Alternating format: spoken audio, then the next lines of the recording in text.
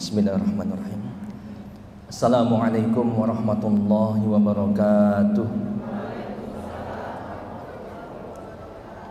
Alhamdulillah wassalatu wassalamu ala rasulillah wa ala alihi wa sahbihi wa man walah, amma ba'du. Baik hadirin jamaah peserta Stadium General Hasmi LC yang insyaallah dimuliakan Allah Subhanahu wa taala. Alhamdulillah di hari ini Allah izinkan kita untuk berkumpul di Masjid Alumni IPB dalam rangka untuk bersama-sama bertakarrub, mendekatkan diri kepada Allah Subhanahu wa taala dengan salah satu ibadah yang sangat agung, yang sangat mulia, yaitu kita bersama-sama bertolabul ilmi, menuntut ilmu insyaallah ya bersama Hasmi dan LC. Mohon maaf Pak, suaranya terlalu menggema tidak? Terdengar bagus ya? Ya. Baik. Hadirin Bapak dan Ibu sekalian, saya lihat ini bapak-bapak dan mayoritas ini ibu-ibu ya. Kalau dulu di LC itu kebanyakan anak muda. Jadi kita panggil sahabat. Kalau sekarang kita panggil bapak dan ibu, nggak apa-apa ya, insya Allah. Baik, kita akan berbicara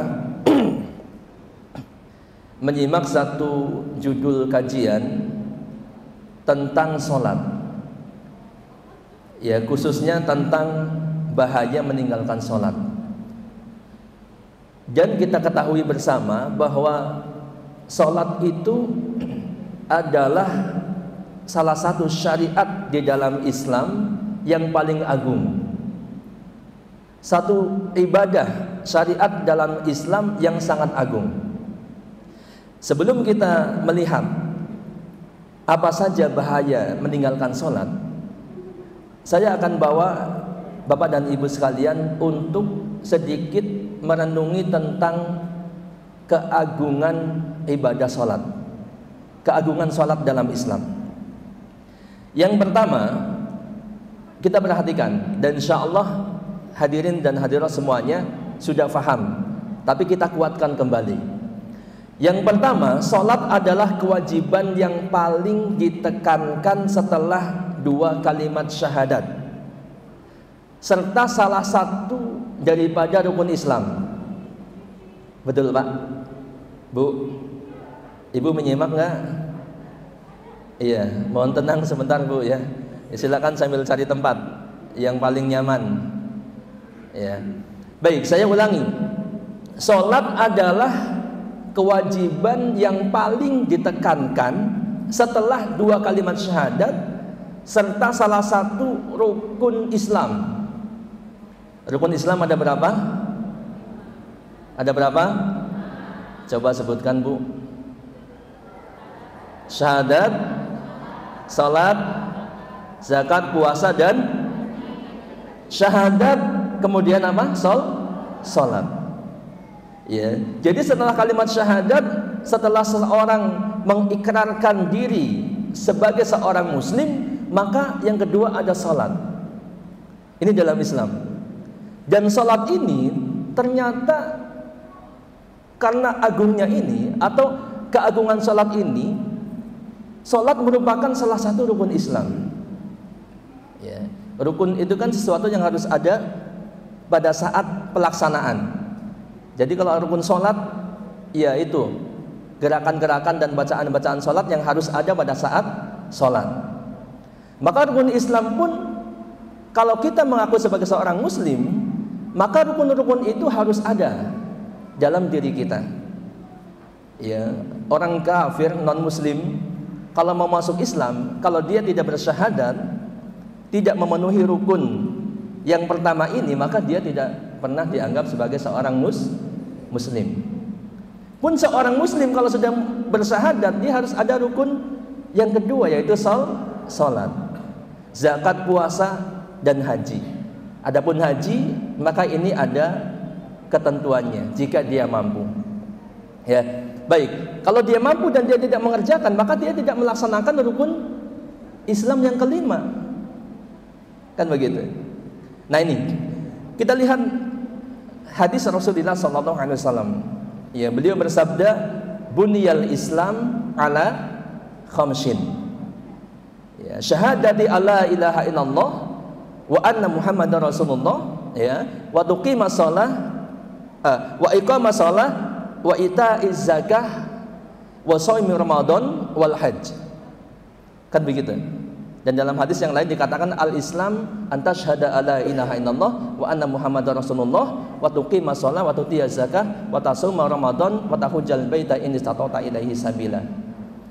Nah ini. Jadi salat itu salah satu ibadah yang sangat agung. Buktinya yang pertama merupakan rukun Islam dan ibadah yang sangat ditekankan setelah dua kalimat syahadat, ya. Yang kedua, salat adalah tiang agama, dan agama tidak mungkin tegak tanpa salat. Ya, agama di masing-masing kita nggak mungkin tegak atau bakalan runtuh kalau tidak ada salat. Ini sudah sangat masyhur di tengah-tengah kita bahwa salat adalah tiang agama. Ya. Dalam hadis dikatakan Rasul Amril Islam, pokok segala urusan adalah Islam, rumah besarnya adalah Islam, wa amuduhus shalah, dan tiangnya adalah apa? Salat. Wa dirwatu sanamihi al jihadu fi sabilillah. Adapun puncaknya adalah jihad di jalan Allah, jihad fi sabilillah. Ini puncak daripada Islam. Adapun tiangnya adalah salat. Ya. Maka kita bisa bayangkan dan bisa kita logikakan. Dan yang dimaksud dengan tiang di sini adalah tiang yang utama. Seperti dalam sebuah bangunan atau sebuah tenda. Ya. Kalau tidak ada tiang, maka tenda itu akan runtuh. Bangunan ini pun kalau nggak ada tiang-tiang utama yang menopang, bangunan pasti runtuh. Begitu juga agama kita. Kita mengaku sebagai seorang muslim, akan tetapi tidak melaksanakan kewajiban sholat kita, maka ibadahnya, agamanya runtuh. Nah ini menunjukkan juga bahwa sholat itu adalah ibadah ataupun syariat yang sangat agung di dalam Islam, bahwa salat adalah tiang agama. Yang ketiga, salat adalah amalan yang pertama kali akan dihisab pada hari kiamat. Amalan yang pertama kali akan dihitung, dihisab, ditimbang, diperhitungkan pada hari kiamat. Dan ini sekaligus harapan seorang hamba untuk mendapatkan surga. Ya, ingat hadisnya Pak, Bu? Rasulullah SAW bersabda, "Awwalu ma yuhasabu alaihil abdu yaumal qiyamah as-shalah." Amalan seorang hamba ini kalau kita ingat hadis ini Pak, Bu, harusnya kita benar-benar konsen, perhatian penuh kepada salat-salat kita. Harusnya, ya, kita akan berusaha setelah ini dan untuk seterusnya berusaha untuk memperbaiki salat-salat kita, menjaga salat-salat kita. Ya, kualitasnya diperbaiki, kemudian juga bila perlu ditambah dengan yang sunnah-sunnahnya. Amalan seorang hamba yang pertama kali akan dihisab pada hari kiamat itu adalah as-shalah. Itu salat. Ya. Dikatakan fa in saluhat faqad aflah wa anja. Kalau salat itu baik, kalau salatnya baik, ya, maka dia beruntung dan selamat. Catat. Kalau salat seorang baik ketika di dunianya dan dia memasuki kehidupan akhirat kemudian dihisab, dan yang pertama-tama akan dilihat, akan dihisab adalah salatnya, Kalau salatnya baik, ya ibaratnya urusan yang lain ringan. Ya, faqad aflah wa anja. Dia beruntung dan selamat. Ya. Fa in fasadat, kalau salatnya buruk, faqad khaba wa khasira, maka dia celaka dan merugi. Ini aja orang yang salatnya buruk. Nah, bagaimana pertanyaannya kalau orang yang tidak salat? Kan begitu, nanti kita akan bahas bahayanya. Ya. Nah ini Bapak dan Ibu sekalian, jadi salat itu amal yang pertama kali akan dihisab. Ingat ini terus kepada kita, kepada keluarga kita, kepada saudara-saudara kita. Ingat salat, perhatikan salat kita, sebab ini yang akan menentukan. Seperti dalam surat Al-Ankabut dikatakan, aqimis shalah inna sholata tanha 'anil fasya wal munkar. Kerjakanlah salat, dirikanlah salat, sesungguhnya salat itu mencegah dari perbuatan keji dan mungkar. Kalau salat seorang, salatnya baik, maka insya Allah perbuatan-perbuatan yang lainnya akan baik. Ya, kalau kita melihat kok ada orang kelihatannya soleh, tapi masih ada perbuatan-perbuatan yang kurang baik, itu boleh dipastikan kelihatannya saja zahirnya soleh, tapi salatnya mungkin kurang baik. Kan begitu. Sebab Allah sudah mengatakan, aqimis shalah inna sholata tanha 'anil fahsya'i wal munkar. Sesungguhnya salat itu mencegah daripada perbuatan keji dan mungkar. Jadi kalau kita pengen selamat dari perbuatan keji dan mungkar, maka salat kita kuncinya. Perbaiki salat kita. Ya. Baik, kemudian hadis yang lain, ma min imri'in muslimin tahduruhu salatun maktubatun fayuhsinu wudu'aha wa khusyu'aha wa ruku'aha illa kanat kafaratan lima qablaha minadz dzunub malam tu'ta kabiratun wa dzalika dahra kullahu. Tidaklah seorang muslim datang kepadanya waktu salat fardu, kemudian dia berwudu dengan wudu yang baik, melakukan salat dengan khusyuk, ruku dengan baik, melainkan salatnya itu pasti akan menghapus dosa-dosa sebelumnya selama dia tidak mengerjakan dosa besar, dan itu berlangsung sepanjang masa. Bapak dan Ibu sekalian, jadi ini pun bagian daripada rangkaian tadi.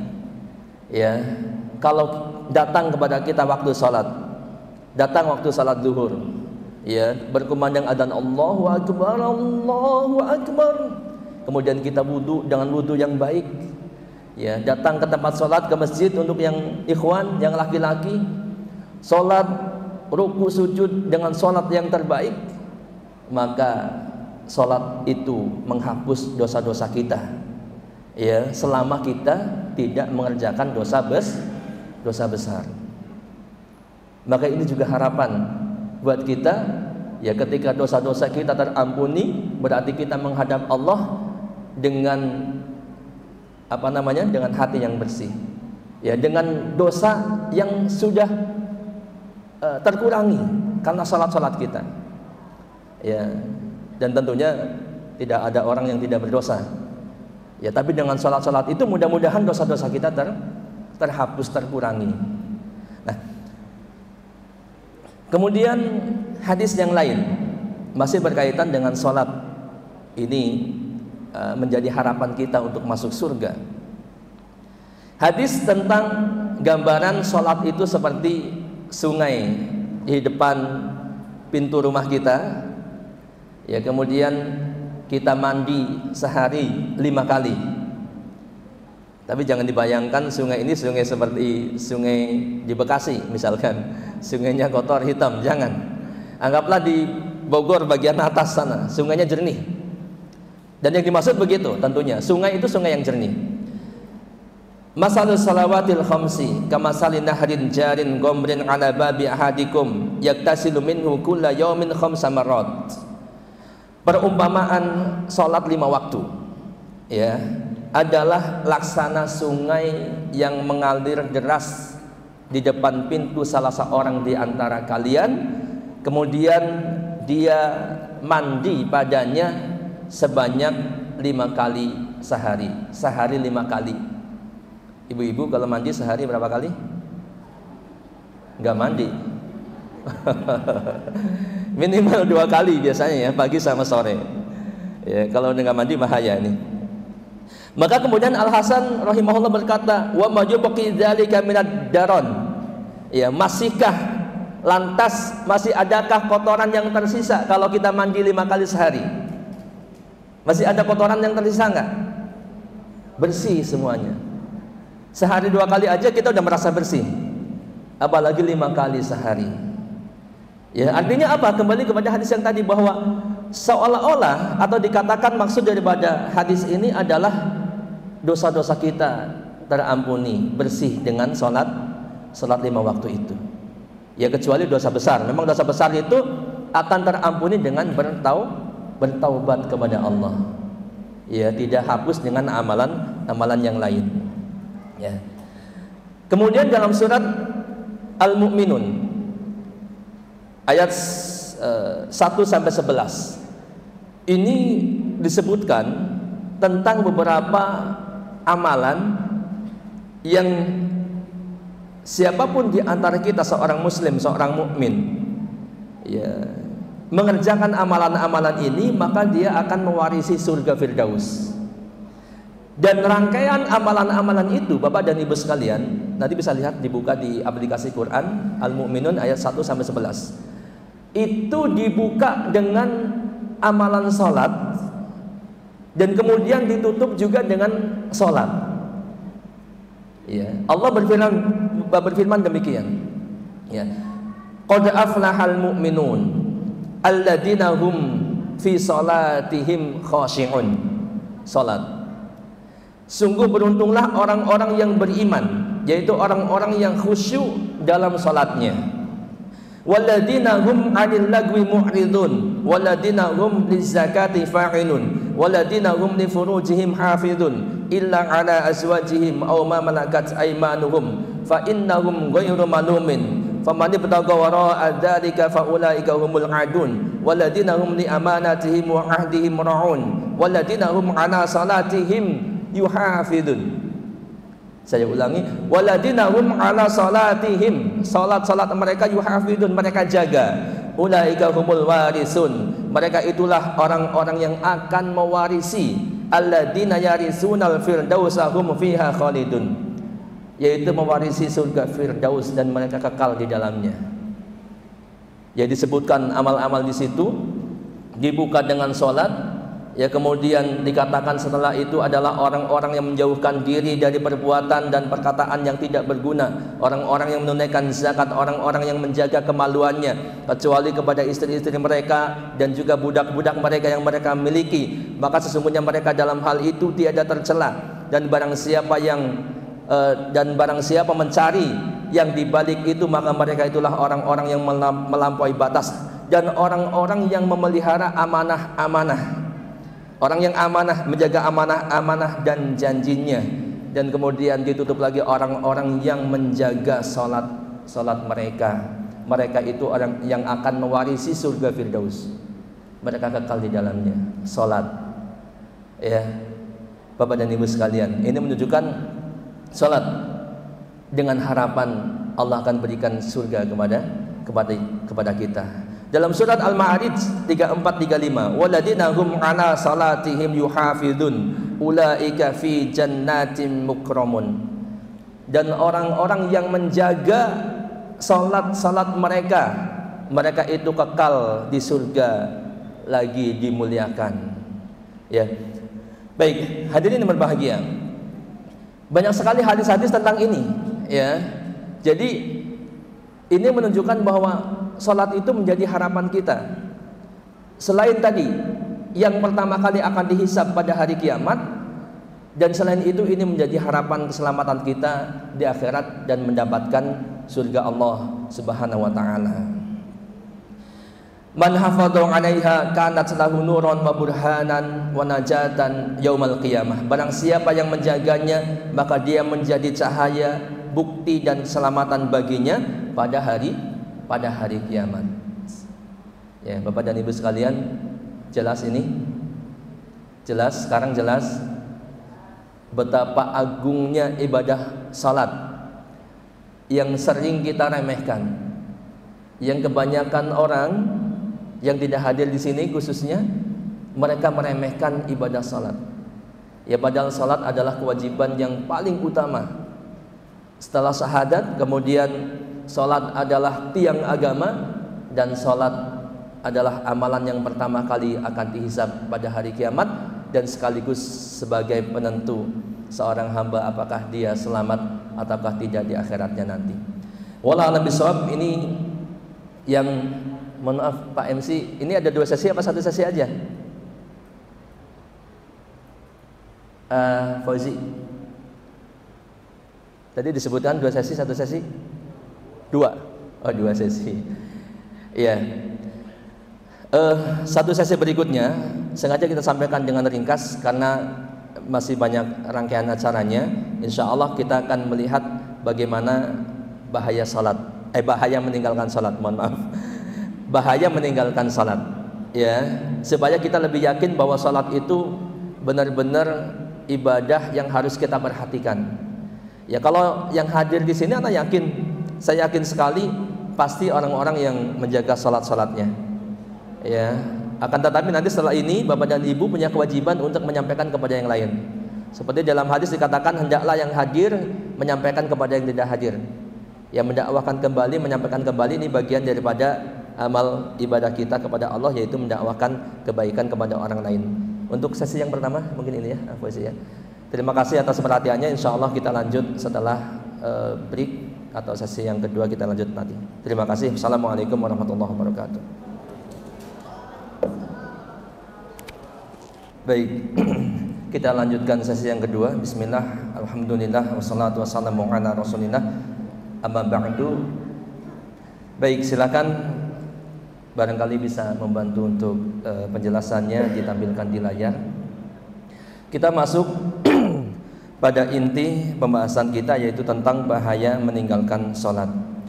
Jadi termasuk di antara keagungan ibadah sholat adalah Allah Subhanahu wa ta'ala sangat mengingkari orang yang meninggalkan sholat, dan konsekuensinya sangat besar. Ya, Bapak dan Ibu bisa lihat, yang pertama, orang yang meninggalkan sholat itu terancam keluar dari Islam, alias kafir. Walaupun nanti ada rinciannya, gitu ya. Dan Bapak dan Ibu, bukan tugas kita untuk menuduh orang yang tidak sholat kafir, jangan. Ini perhatian buat kita, keluarga kita dan saudara kita, dan kaum muslimin pada umumnya, bahwa meninggalkan sholat itu konsekuensinya sangat besar, luar biasa.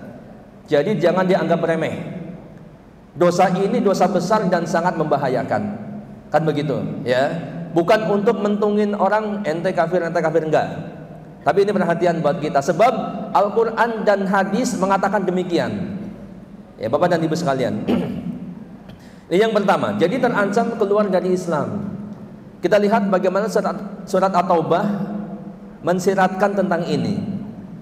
Allah berfirman, a'udzu billahi minasyaitonir rajim, fa in tabu wa aqamus shalah wa atawuz zakah fa ikhwanukum fid din.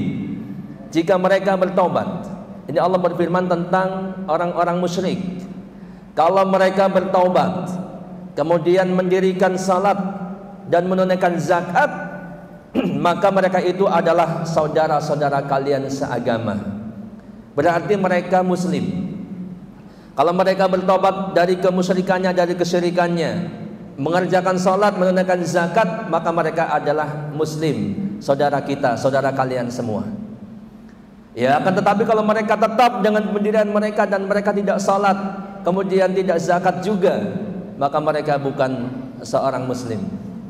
Pun demikian orang-orang muslim, kalau tidak ada salat baginya, ya, maka ini tidak ada bedanya dengan orang musyrik. Dia bisa terancam keluar dari Islam, bukan saudara kita muslim. Ya, ini hukum ya, secara peringatan buat kita, tapi bukan untuk menghakimi orang-orang. Perhatian buat kita dan saudara kita, keluarga kita. Dalam hadis pun dikatakan, ini jelas sekali Bapak dan Ibu sekalian, inna bainar rajuli wa baina syirki wa baina syirki wal kufri tarkas shalah. Perbedaan antara seorang muslim dengan kemusyrikan dan kekafiran adalah meninggalkan salat. Jadi bedanya kita dengan mereka orang-orang musyrik adalah meninggalkan salat. Muslim salat, orang-orang musyrik tidak salat. Kalau muslim kok tidak salat, apa bedanya dengan mereka orang kafir dan orang musyrik? Kan begitu. Hadis yang kedua, al-ahdul ladzi bainana wa bainahumus shalah faman tarakaha faqad kafara. Perjanjian antara kita dengan mereka orang-orang musyrik, orang-orang kafir adalah salat. Barang siapa yang meninggalkannya maka dia telah kafir. Ini peringatan besar dari Al-Quran dan hadis Nabi SAW tentang bahayanya meninggalkan salat. Bisa terancam keluar dari Islam.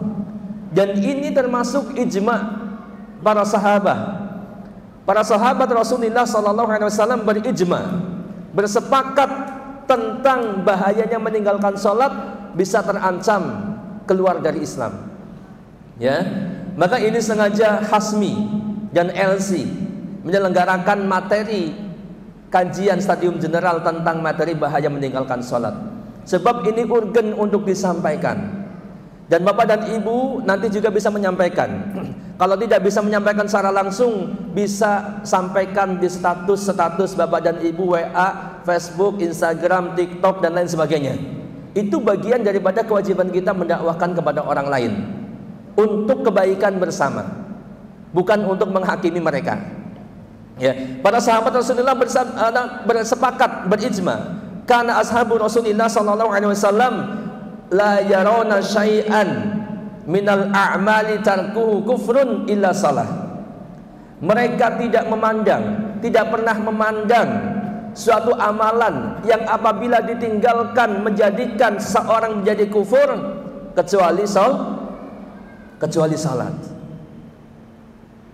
Ya. Nah, akan tetapi memang ada rinciannya Bapak dan Ibu sekalian.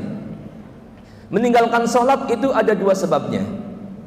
Ya, kalau orang itu meninggalkan salat karena menolak perintah wajibnya salat, maka jelas semuanya sepakat itu kufur, itu kekafiran, itu kafir. Sebab dia menolak nas Al-Quran dan hadis Nabi SAW dan bahkan ijma. Itu jelas, sepakat para ulama. Yang kedua, dia meninggalkan salat karena malas, dengan berbagai ragam alasan. Baik tanggung lah, baik lagi kotor lah karena habis olahraga atau habis kerja, atau habis di kebun, atau karena malas, karena sibuk dan lain sebagainya. Itu yang kedua. Ini ada perbedaan pendapat memang. Ya. Jadi yang kedua ini, akan tetapi kalau dia meninggalkan semuanya, nggak pernah sholat sama sekali, semua sholat ditinggalkan, maka jelas ini masih sepakat dia kufur, walaupun dia meyakini kewajibannya. Yang selanjutnya, kalau dia meninggalkan karena malas kemudian masih sebagian dikerjakan, ya, ini sebagian ulama berpendapat tidak kafir, tapi sebagian yang lagi tetap berpendapat kafir. Ya, dan ini bahaya, ini dosanya sangat besar. Jangan dianggap sepele. Iya, sholat, meninggalkan sholat, betapa ringannya orang meninggalkan sholat seolah-olah nggak punya dosa. Padahal ancamannya sangat luar biasa. Bisa dibayangkan bagaimana orang statusnya dia bisa berubah menjadi keluar dari Islam. Ya. Nah, ini Bapak dan Ibu sekalian. Yang pertama, yang kedua, orang yang meninggalkan sholat terancam api neraka. Terancam api neraka. Dan lagi-lagi ini memang soal keimanan gitu ya. Mungkin ada orang yang disebut nanti ente terancam api neraka. Ada yang biasa aja gitu, sebab dia imannya tipis ya. Tapi kalau orang-orang yang imannya kuat, wah ngeri dia, sebab dia tahu tidak ada seorang pun manusia dan makhluk yang lainnya yang dia sanggup menghadapi ancaman siksa neraka. Gak ada sekalipun. Bapak dan Ibu bisa bayangkan, yang paling ringan siksanya di neraka nanti itu orang yang dipakaikan sendal dari api neraka ya, kemudian di otaknya, di kepalanya, di atas kepalanya ini mendidih. Itu yang paling ringan.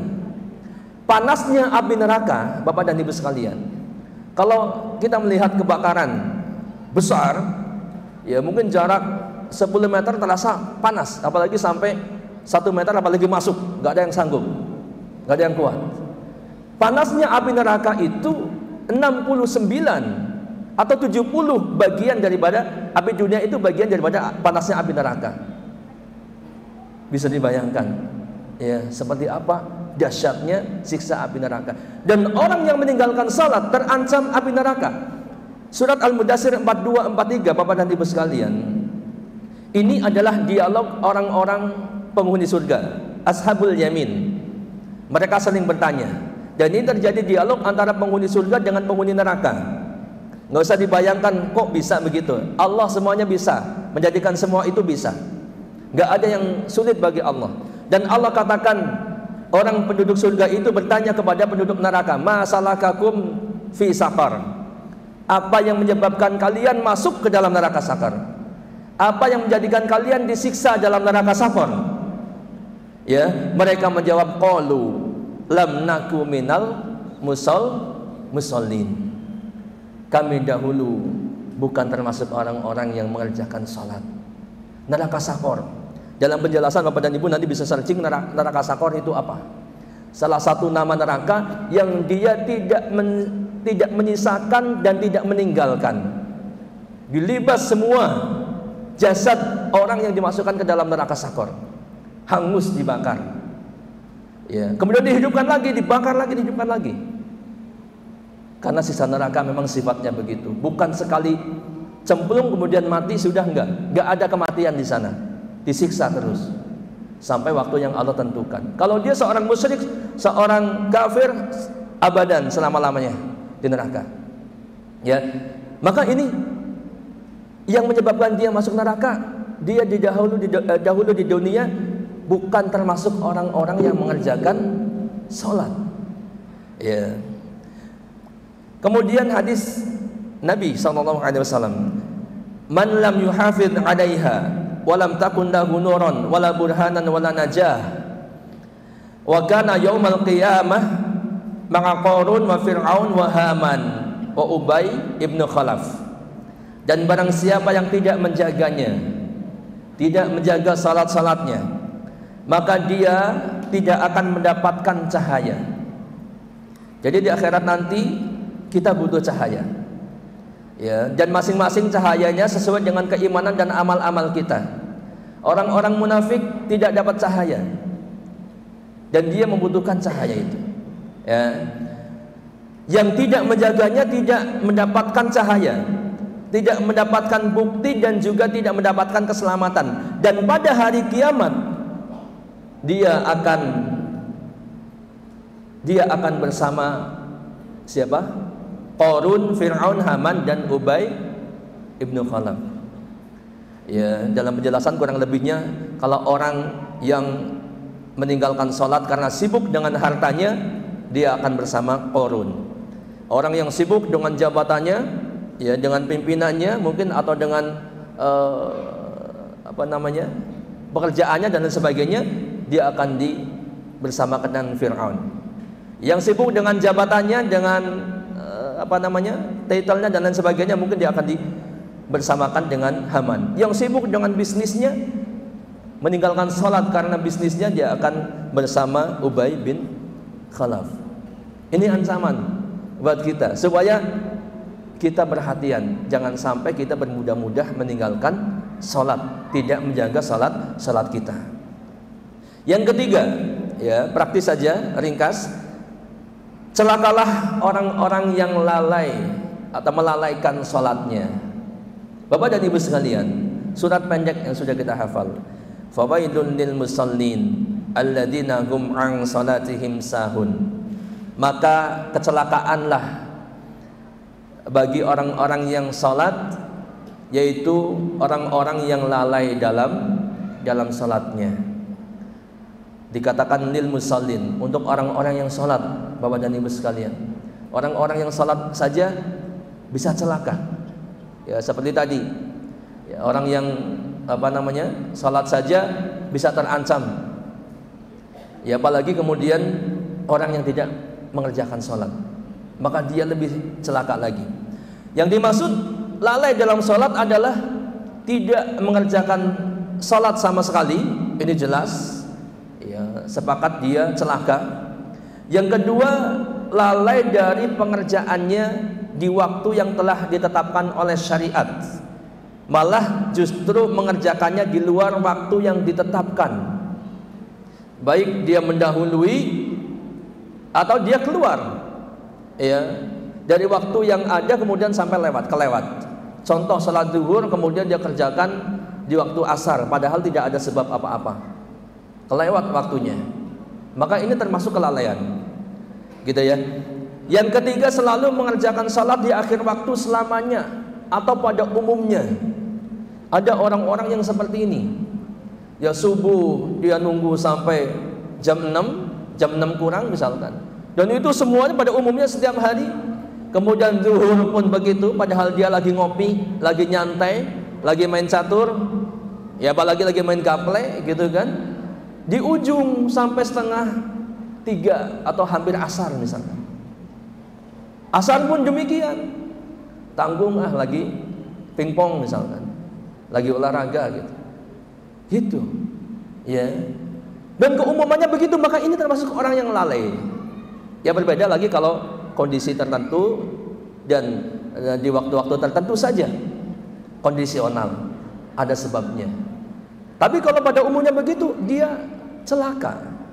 Ya, dia termasuk orang yang celaka walaupun dia mengerjakan salat. Yang keempat, tidak memenuhi rukun salat dan syaratnya sebagaimana yang diperintahkan. Ya, syarat wudu contoh, syarat salat berwudu suci. Nah, ini tidak dipenuhi atau tidak benar. Ya, kemudian menutup auratnya tidak sempurna misalkan. Dan seterusnya. Termasuk dalam mengerjakan salatnya asal-asalan. Ini bahaya, terancam celaka. Tidak khusyuk dan tidak menentukan tadabbur apa yang dibaca dalam salat. Ini pun kalau setiap hari begitu, tidak pernah faham sama sekali, tidak pernah mentadaburi sama sekali bacaan-bacaan salatnya, termasuk Al-Fatihah saja dia baca tapi pikirannya kemana-mana dan setiap salatnya begitu, maka ini boleh jadi termasuk yang celaka.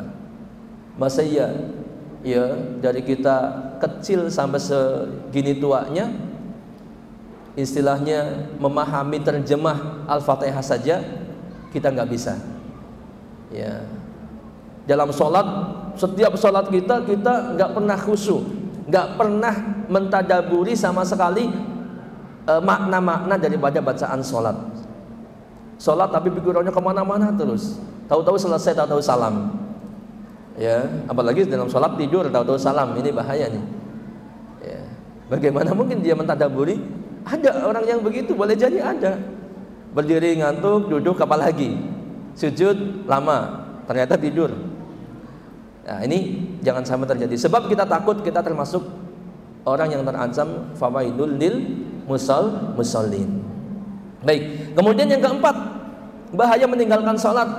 Meninggalkan salat walaupun hanya sebagian, ini adalah sifat orang munafik.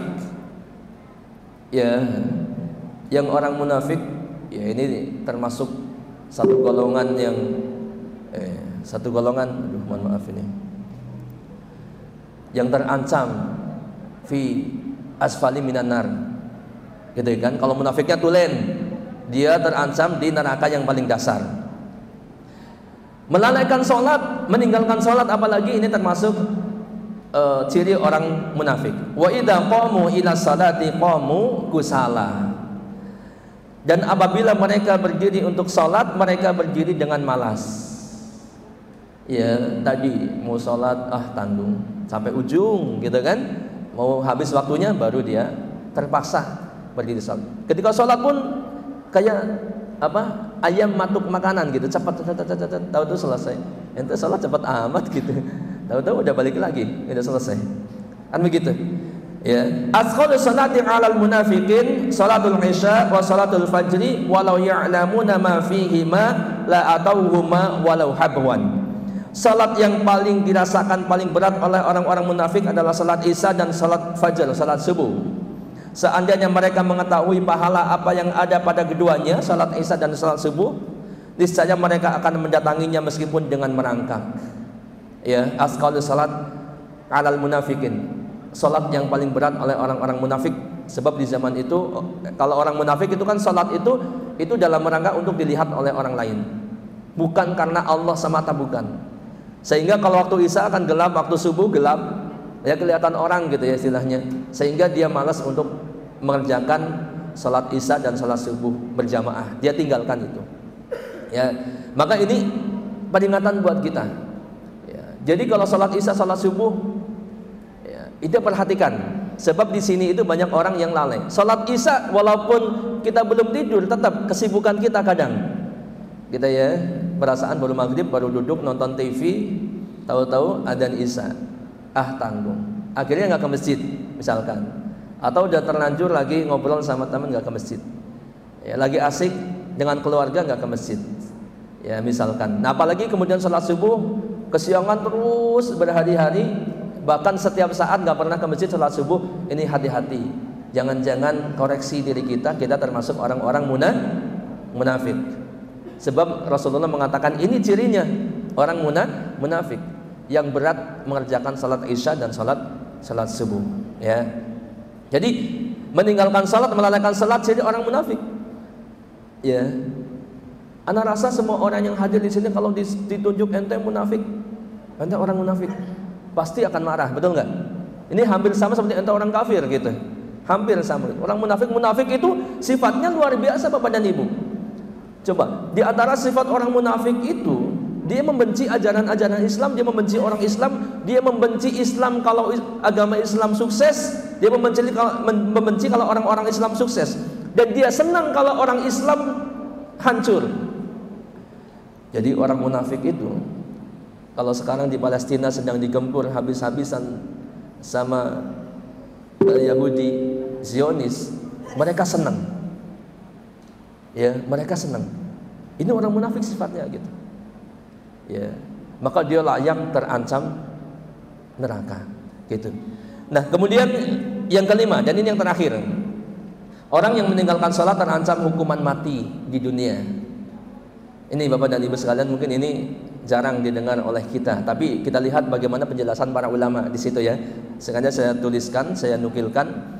Imam Sufyan Ats-Tsauri, kemudian antum bisa lihat di situ ya, Abu Amr Al-Auza'i, ini para ulama kurun tabi'in, tabi'ut tabi'in gitu ya, sampai seterusnya sama Imam Syafi'i, Imam Ahmad bin Hanbal, dan Imam Ishaq bin Rahuyah dan para murid-muridnya. Mereka berfatwa.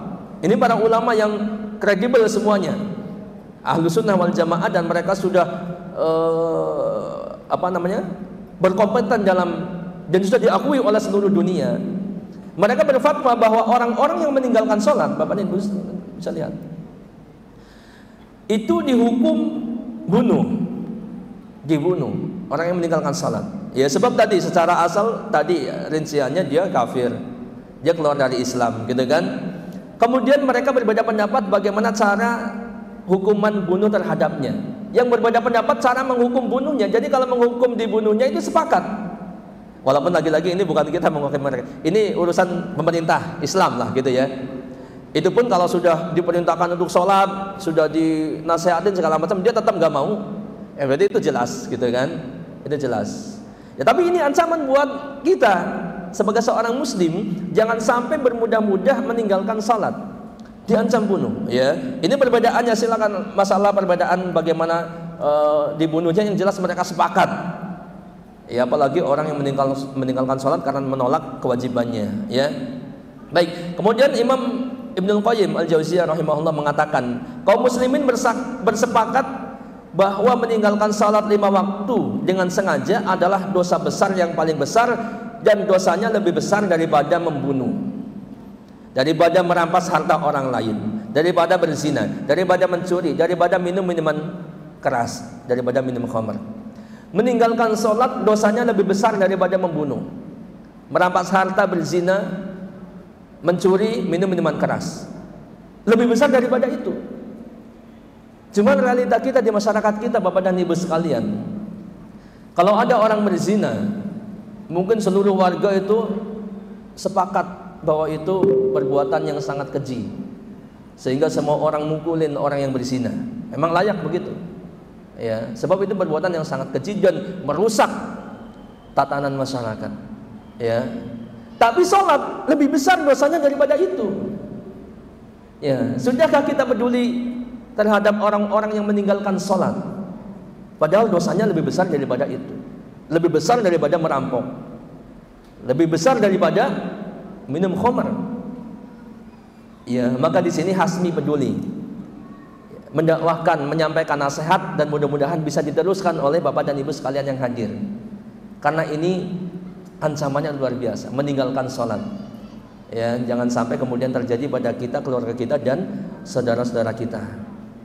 Tidak ada dosa yang setelah kejelekan yang paling besar, tidak ada dosa kejelekan yang paling besar daripada meninggalkan sholat hingga keluar waktunya dan membunuh seorang mukmin tanpa alasan yang benar. Disebutkan sholat meninggalkan waktunya dan juga membunuh seorang mukmin tanpa alasan yang benar. Ini termasuk dosa yang paling besar. Wallahu a'lam bishawab. Ini yang dapat disampaikan sedikit sekelumit, sengaja disampaikan secara ringkas. Yang penting maksud dan tujuannya adalah tercapai untuk kita sekalian. Ya, tentunya tidak seperti kajian kitab memang, tapi kajian kitab pun pada intinya adalah ini yang disampaikan. Ya, sebab yang hadir di sini pun ya belum tentu, mungkin itu levelnya lain lah kalau mau kajian kitab, ya. Tapi ini adalah kajian umum, maka disebutkan stadium general. Ya, yang pada intinya mudah-mudahan semua yang disampaikan bisa diserap, bermanfaat untuk kita, sebagai pengingat untuk kita dan keluarga kita, dan sekali lagi bisa disampaikan kepada yang tidak hadir di sini. Mohon maaf atas segala kekurangannya dan kesalahannya. Saya tutup, saya akhiri. Tentunya tidak ada pertanyaan karena masih ada rangkaian acara yang lain. Dimohon untuk tidak meninggalkan tempat terlebih dahulu meskipun materi sudah selesai. Kita tutup. Subhanakallahumma wa bihamdika asyhadu an la ilaha illa anta astaghfiruka wa atubu ilaik.